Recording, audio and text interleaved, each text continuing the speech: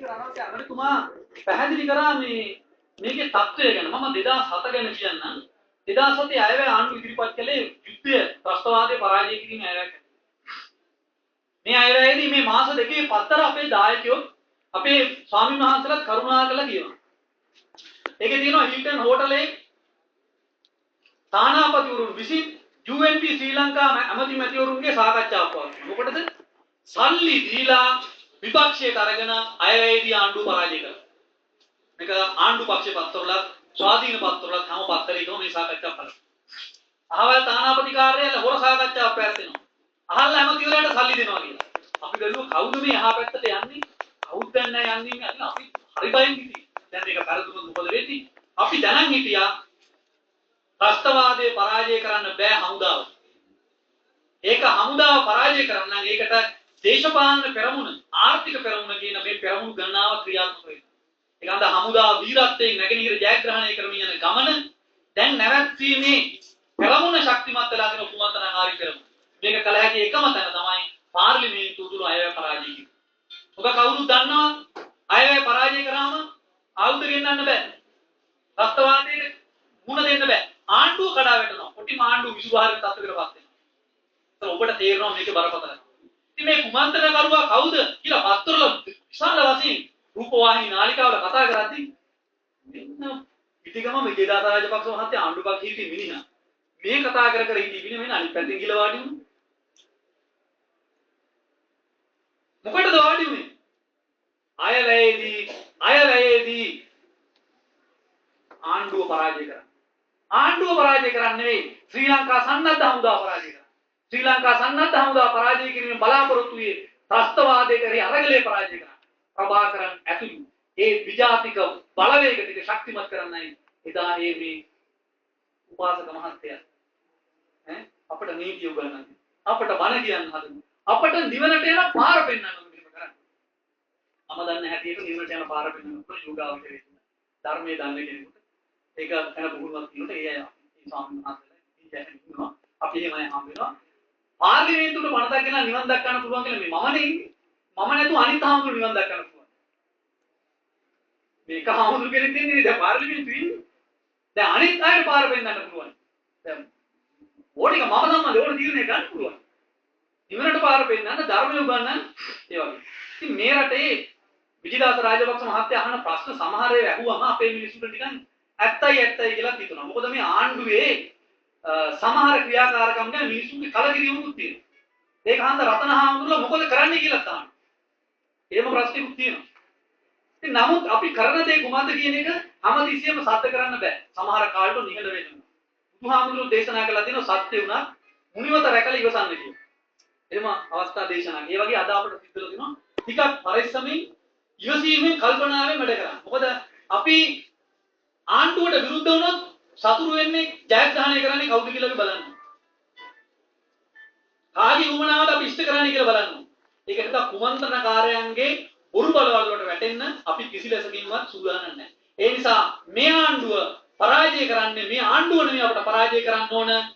මේ පක්ෂ නෙමෙයි පරාජය කරන්න ඕනම රටක ජාතික ප්‍රතිපත්තිය නිවැරදි ජාතික ප්‍රතිපත්තිය ජයග්‍රහණය කරන්න වැරදි ප්‍රතිපත්තිය අපට පරාජය කරන්න. ඒකද පුජ්‍යලේ පරාජය කිරීමේ අවශ්‍යතාවයක් අපට.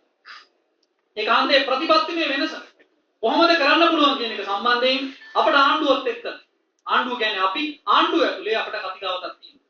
අපට සාකච්ඡාවක් තියෙනවා. අපට සංවාදයක් තියෙනවා. ඒක අභ්‍යන්තරිකව කරගන්නවා.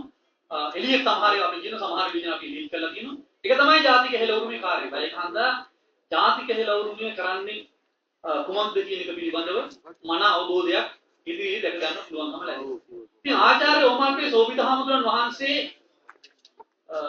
ගැන කල්පනා කරාම මම කිව්වා උන්වහන්සේ ගැන කියද්දී උන්වහන්සේ මට බෝධිසත්ව චරිතයක් හැටියට පේනවා. බෝධිසත්ව චරිතයක ලක්ෂණ තමන්ගේ වමනාකම් මුළු මහත් ලෝක සත්‍යවලින් පූජා කිරීම ආත්මහරණය. මාගේ ජීවිතය ලෝක සත්‍යයේ හිත වැළපෙන පූජා වේවා. මට කොච්චර හිරිහැර කරත් අපහාස කරත් නිඳා කළත් ඒවා මට නෙවෙයි. මම මේ අරමුණක් වෙනුවෙන් පූජා වෙච්ච කෙනෙක් කියලා අරමුණකට තමන්ගේ ජීවිත පූජාව ඉදිරියේ තියෙන එක තමයි අපි කියන්නේ බෝධිසත්ව චරිතය. ඒ බෝධිසත්වරයාගේ ලක්ෂණ තියෙනවා. දුකක් ආම දුකක් කියලා ඒක දරාගන්නේ නැහැ. ඕමාර්පේ සෝබිත හාමුදුරන්ට තියෙනවා බරපතල හොඳියමාරු. මොකද බරක් උස්සන්න ගිහිල්ලා මේ පොල්ට්‍රි මොකක් දෙකක් කරන්න ගිහිල්ලා තරුණ හාමුදුරු කෙනෙක් කාලේ හරි මැදි වයසේදී හරි හොඳේ අමාරුවක් තියෙනවා. උන්වහන්සේ ටික දුරක් ගියාම හරි අමාරුයි. එක තැනක වාඩි වෙලා ඉන්න අමාරුයි. මේම තියෙද්දී උන්වහන්සේ මට මතකයි උන්වහන්සේ ඇත්ත වශයෙන්ම උපවාස කරන තීරණය ගන්නකොට උන්වහන්සේ ලංකාවේ හිටියේ. උන්වහන්සේ හිටියේ සිංගප්පූරු. එදා උදේ 6:00 විතර ගුවන්තොටුපළට ආවම මම කතා කරාම හාමුදුරුවෝ අපි මෙන්න මේක කරන්න යනවා. දැන් අපි මහනුවරට ඇවිල්ලා උදේ 9ට මේක පටන් ගන්නවා. මේ පාන්දරින් අපි නුවරට.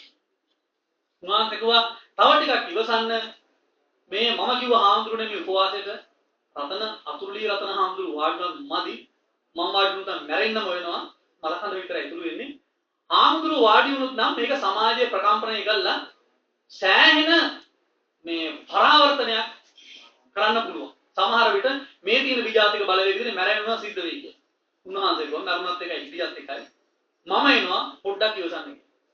උන්වහන්සේ මහනුවරට පන්සලට ගියේ නැහැ. ගෝලියෝ කිය ගානක් ඉන්නවා. දායකයෝ ඉන්නවා.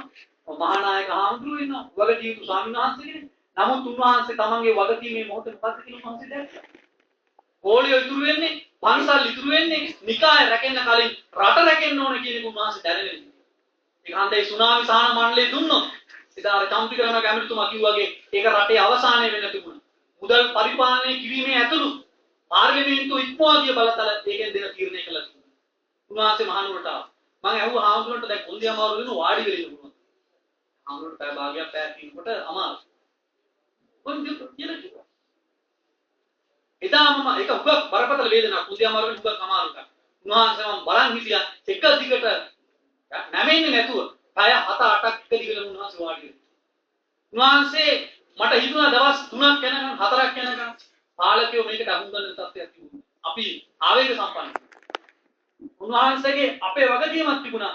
ඕමල්පේ සෝවිද හාමුදුරුවන්ගේ ඇස් දෙක පියවනවා දකින්න අපි සූදානම් නැහැ කියලා. ඒක හන්දා ඊට කලින් ජීවිත ගණනාවක් හරි දීලා ඕමල්පේ සෝවිද හාමුදුරුවෝ බේර ගන්නවා කියන තීරණය අපි හිටියා. ඒක අනුව ඒ වෙලාවේ ජාතිය වෙනුවෙන් ගත හැකි ඕනම තීන්දුවක් ඕනම පරිත්‍යාගයක් කරන්න භික්ෂුන් වහන්සේලා 20-30 ගාණක් එක විට සූදානම් වෙන්නේ. ඒ වගේම බෞද්ධයෝ දසදහස් ගාණකින් ඉන්න පටන් ගත්තා. පාලකෝ දැනගත්තා. මේ වසර 2000 ගණනක් තිස්සේ අන්න අපට ජාතියෙන් උරුම වෙච්ච මේ උරුමය යට කරන්න බෑ කියලා. අන්තිමට පාලකෝ දැනගත්තා. අපි ස්තුතිවන්ත වෙන්න ඕනේ මේ අවස්ථාවේදී. අතිපූජ්‍ය මල්ලත්තේ මහානායක ස්වාමීන් වහන්සේ දැන් වැඩ සිට මහානායක ස්වාමීන් වහන්සේ පළමු දවසේම ඒ ස්ථානට වැඩියා. උන්වහන්සේ දෙවෙනි දවසෙත් ඒ ස්ථානට වැඩියා. ඒකාබද්ධ ප්‍රකාශනයකට අත්සන් කිරීම සඳහා උන්වහන්සේ නායකත්වය දුන්නා. අපි ඒ කාර්යභාරය උන්වහන්සේගේ අදත් ස්වීකරනවා. ඒක සෑහෙන වැදගත් කාර්යයක් එදා. ශීල මහානායක හාමුදුරුවෝ ඇමතුමාතුන් එකතු කළා. අන්තිමට අපි අපවත් දන්නව වෙච්ච සිදුවීම අපට උපවාසයේ නමස්තලා විතර ඕමල්පේ නායක හාමුදුරුවෝ ජීවිත බේරගත්ත විතරන්නේ අපි රට බේරගත්තා. අපේ බලාපොරොත්තු තුනේ අපි මැරිලා රට බේරගන්න. අද අපේ රටත් බේරිලා ඕමල්පේ නායක හාමුදුරුවෝ ඉන්න තත්ත්වයකට අදාව. නමුත් මේ ජීවිත පූජාවක් කියන එක හොඳට තේරුම් ගන්න. මේක සෙල්ලමක් වීරුවක් නෙවෙයි. මොකද මේකට වාඩි වෙලා බොරුවට නැගිටින්න බෑ. වෙන උපවාස වගේ නෙවෙයි. මොකද අපට පෞරුෂයක් ආත්මගරුත්වයක් ගොඩනගාගෙන තියෙනවා. කොහොම මැරෙන්න ගියා මරණද කියලා. නමුත් අපි ඒකට ගියේ ඒ ස්ථිර පාරමිතා ශක්තිය, දැඩි ආධ්‍යාත්මික ශක්තියක් හිතේ තියාගෙන තමයි ආචාර්ය රෝමල්පේ සෝවිතනායක හඳුනන වහන්සේ ඒ උදාාර තීන්දුව ගත්තේ. ඉතින් ඒ උන්වහන්සේගේ ඒක බෝධිසත්ව ලක්ෂණය. ඒක බෝධිසත්වයේ පිරියුතු මහා පාරමිතාවක ලක්ෂණයක්. අතීත කාලයේ බෝධිසත්වරු තමන්ගේ ජීවිතය පූජා කරලා තියෙන අනිත් අය වෙනුවෙන්. වඳුරු ආත්මවල ඒ වගේම විවිධ කතාවල ඔබ දැකලා තියෙනවා තමන්ගේ ජීවිතය පූජා කරපු අවස්ථා අනන්තවත්. ඒ නිසා වලාහස ජාතකේ අනුන් වෙනුවෙන් ජනතාවක් වෙනුවෙන් තමන් මරණයට කැප වෙන්නේ. තමන් වදයට භාජනය වෙන්නේ. තමන් විලංගු වැටෙන එක. මරණයට කැප වෙන්නේ. දැන් බලන්න මගමානක ජාතකයේ වගේ ජාතක. ඔය වගේ සිද්ධි ඕන තරම් අපිට කතා කරන්න පුළුවන් බෝධිසත්ව චරිතයේ ලක්ෂණ. ඒ වගේ උන්වහන්සේට මහා දරදඬු පෙනුමක් වගේම මේ අනුන් බය කරන පෙනුමක් උන්වහන්සේට දෙන අපිත් බය උන්වහන්සේට. මම නම් සාමාන්‍යයෙන් මම බය ටික අඩු කෙනෙක් නමුත් ඕමල් ගහන්න මම බයයි. මොකද මේ උඹ කුස්සිකේකට බය නැහැ ඕමල් ගහන්න බයයි. මොකද අපි යට කරගන්න පුළුවන් අපිට ඉහළින් ඉන්න පුළුවන් නායකයෙක්. අපිට හැමදාම අපේ ජීවිත කාලේ තිබිච්ච ප්‍රශ්නය අපිට ඉහළින් කවුද ඉන්නේ කියන එක. අපිට කො නායකයෝ අපි අවුරුදු 20 ඉඳලා අපි දුක් විඳ අපිට නායකයෙක් හොයාගෙන අපි ගියෝ පස්සේ ගියා. වෙන අය පස්සේ ගියා. අපිට කෝ නායකයෙක් අපට දැනුම තියෙන ධර්මයේ සංවාද කරන්න පුළුවන් අපේ ජීවිත ගැටලු කතා කරන්න පුළුවන් අපට අපි ගැන අනුකම්පාවෙන් හිතන ශාසනය ගැන ආදරෙන් හිතන රට වෙනුවෙන් කැපකිරීමක් කරන්න පුළුවන් අය අපි හොය ඉන්නේ. අද අපිට ආචාර්ය රෝමල්පේ සෝවිත නායක හාමුදුරුවෝ කියන්නේ අපේ දුක් ගැන විදිහට අහුම්කම් දෙන්න පුළුවන් අපට ශාසනික නායකත්වයක් දෙන්න පුළුවන් මේ රටේ නියම ආධ්‍යාත්මික ශාසනික नायකයෙක් කියලා මම මේ අවස්ථාවේදී මේ බෞද්ධ නායකයන් ඉදිරියේ කියන උන්වහන්සේ මතු බුදු වෙන බෝධිසත්වරයෙක් හැටියට මම උන්වහන්සේ හඳුන්වනවා. ඒක ඒ පාරමිතාවට අපි එකතු වෙන්න ඕනේ. ඒක තමයි මේ රටේ මේ අපි පටන් ගත්ත විතරයි. විජේදාස රාජපක්ෂ මහත්තයා හිතන් ඉන්නේ අපි පටන් අරගෙන නැවතුනේ. නමුත් අපි හුඟක් වේගින් පටන් ගන්නවා. විජේදාස රාජපක්ෂ මහත්තයා උසාවියේ කියලා නඩු කතා කරලා සාක්කුවට ලක්ෂ 10ක් දාගන්නකොට අපි භාවනා කරා. විජේදාස රාජපක්ෂ මහත්තයා ලක්ෂ 20කට නඩුවක් අඩු මේ උසාවියේ කතා කරනකොට අපි කියලා මොකද කරන්නේ? අපි ගිහිල්ලා වසවිසින්තර ගොවිතැන සඳහා අනුරාධපුරයට යනවා. බහුබඩ රෝගීන්ට බේත් කරනවා. භාවනා කරන මිනිසුත් එක්ක එකතු වෙලා ඉන්නවා. අපි දිස්ත්‍රික්කවල ගිහිල්ලා 100 ගණන් ගොවියෙක් කවු කරනවා. කොහොමද මේ බහුජාතික සමාගම් වලින් අපේ ගොවිය නිදහස් කරගන්නේ කියන්නේ? අපි මත්ද්‍රව්‍යයට මත්පැන්ට අපහැවිච්ච මිනිස්සු පුනරුත්ථාපනය කරනවා. රජයත් එක්ක අපි කතා කරන්නේ ඒව පිළිබඳ. සමහර ඒවා සාර්ථක වෙනවා, සමහර ඒවා අසාර්ථක වෙනවා. අපේ ජීවිතේ ගත වෙන්නේ. විජේදාස රාජපක්ෂ මහත්තයා සුවනින්දක් හම්බුනේ. අපි ගැන ප්‍රශ්න කරනවා. එතුමා බෞද්ධයෙක් හැටියට එතුමා ගැන ප්‍රශ්න කරන්නේ. අපි කියනවා. අපිට ප්‍රශ්න තියෙනවද? අද සාසනික ප්‍රශ්න තියෙනවා. ඒ සෝවිත වගේ වෙනත් සෝවිතලා ඉන්නවා. කවුරුත් දන්නවා. කොහමද ඒ උනේ කියලා. මේ බලන්න අද පත්තරයක් කරන ලංකාදීප පත්තරේ දිවෙන පත්තර උන. උඩවාලි ගුරුකම්, මන්තර ගුරුකම්, පැය 24න් ගෙන්නාදෙමු ලැබේ. වශී ගුරුකම් තුල ලැබේ කියලා සිවුර දාගත්ත හාමුදුරු කී දෙනෙක් ඉන්නවා. කවුද කතා කරන්නේ? වේවදුකමෙන් රියපදවල අද පත්තරවල මුල් පිටුව බලන්න. කවුද කතා කරන්නේ? මේ රටේ සාංගික දේපල කෝටි ගණන් සාංගික දේපල විකුණපු ස්වාමීන් වහන්සේලා ඉන්නවා. මේ රටේ සාංගික දේපල අනිසි ලෙස මේ දුප්පත් බෞද්ධයන්ට පිළිද වෙන්න පුළුවන්. මහා සාංගික දේපල අද අනිසි විදිහට පරිහරණය කරනවා. කවුද කතා කරන්නේ? අද ඒ අඩු ගන්න අපේ සාංගික දේපල ටික සාංගිකව පරිහරණය කරන්න අපට බැරි වෙලා තියෙනවා. ඒ නිසා සංඝ සමාජයේ පුනර්ජීවනයක් වෙනින් අපි කැප වෙනවා. අපිට ඒකට අදිෂ්ඨානයක් තියෙනවා. ඒක කරන්න පුළුවන් වෙන්නේ මහා නායක හාමුදුරු විවේචනය කිරීමෙන් හරි පංචස්කන්ධ විවේචනය කිරීමෙන් හරි නෙවෙයි. ඒක කරන්න පුළුවන් වෙන්නේ අවංක වෙච්ච ආධ්‍යාත්මික වෙච්ච භික්ෂුන් වහන්සේලා 3400ක් අපි ගොඩනගන්න ඕනේ. ඒක අපි පටන් ගන්න තියෙන්නේ. අද අපේ පුහුණු මධ්‍යස්ථාන ගණනාවක් තියෙනවා. අපේ ස්වාමීන් වහන්සේලා භාවනා කරන්න පොළඹවලා තියෙනවා. අපේ දේශපාලන නායකත්වයේ දින 10ක ආධ්‍යාත්මික පුහුණුවකට අපි කවුරුත් එකතුලා යොමු කරලා තියෙනවා. එතුමාලා ස්ව කැමැත්තෙන් ඒකට සමන්ගේ මුළු කාලෙම කැප කරලා තියෙනවා. එහෙම නායකයෝ අපේ ඉන්නේ. අද මේ ඊ අවිද්‍යයි කියලා මේ මම දැක්ක කියනවා මේ නාලිකාවක් අවිද්‍යාව කියලා. අවිද්‍යාව කියන්නේ පුංචි මිනිහා. ඔව් අපි පුංචි මිනිස්සු. ඔය වගේ ටයිකෝඩ් දාගෙන නෑ මහත්තයෝ. අපේ දායකයෝ අවිද්‍යාව තමයි. හැබැයි මතක තියාගන්න මහත්තයෝ අවිද්‍යාව තමයි ඉතිහාසේ රට වෙනස් කරන්නේ.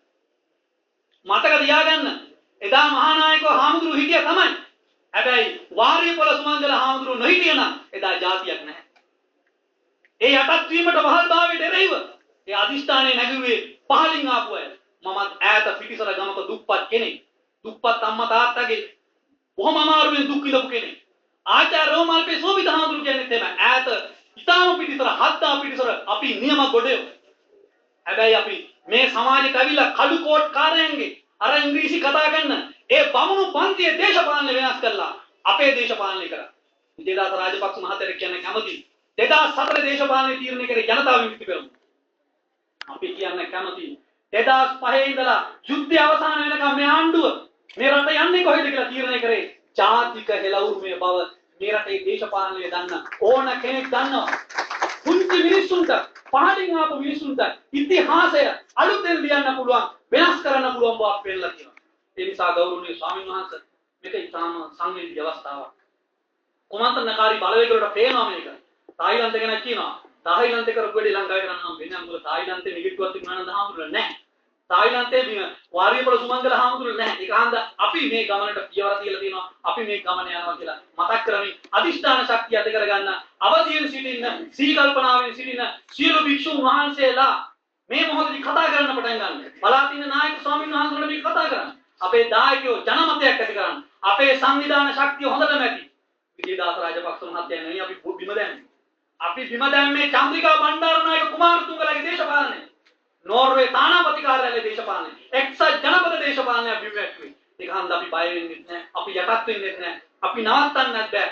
අපේ නායකයා ධර්මය. අපි යටත් වෙන්නේ සත්‍යයට ධර්මයට මිසක් අධර්මයට නෙමෙයි. අපි යටත් වෙන්නේ මනුෂ්‍යත්වයට රටේ නිදහසට. ඒ නිසා ඒ අදිෂ්ඨානය කවුරුත් ඇති කරගන්න කියන සියලු දිනාටම සෙත් ප්‍රාර්ථනා කරමින් මානිකයි.